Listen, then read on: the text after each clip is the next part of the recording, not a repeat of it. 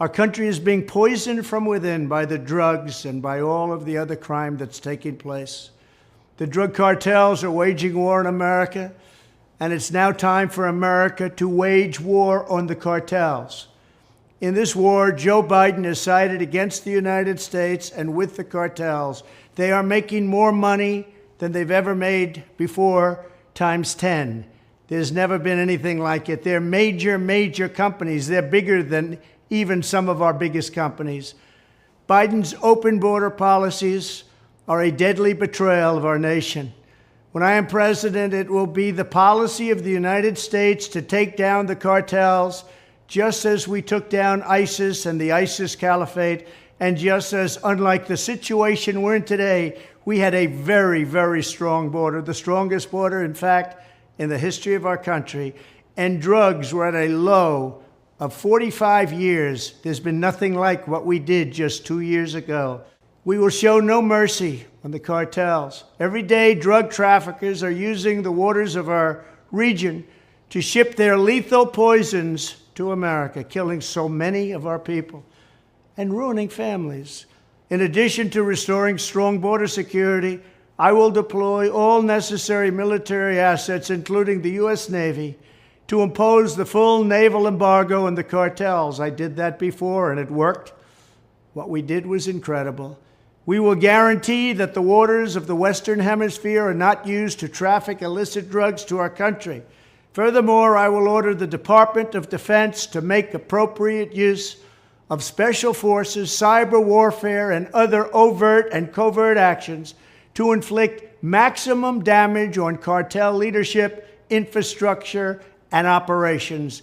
I will designate the major cartels as foreign terrorist organizations. We will sever their access to global financial systems. I will also work to forge an unprecedented partnership with neighboring governments in our region, just like I did in Mexico.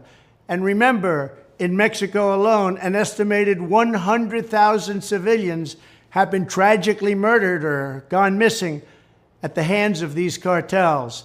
The Mexican government, run by a very fine man, the president, is really working hard, but it's not working out.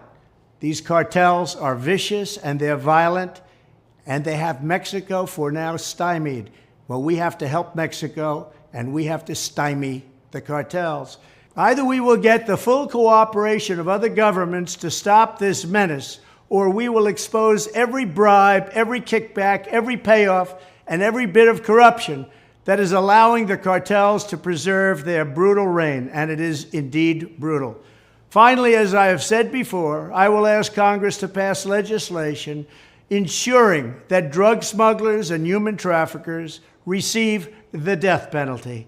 The drug cartels and their allies in the Biden administration have the blood of countless millions on their hands. Millions and millions of families and people are being destroyed.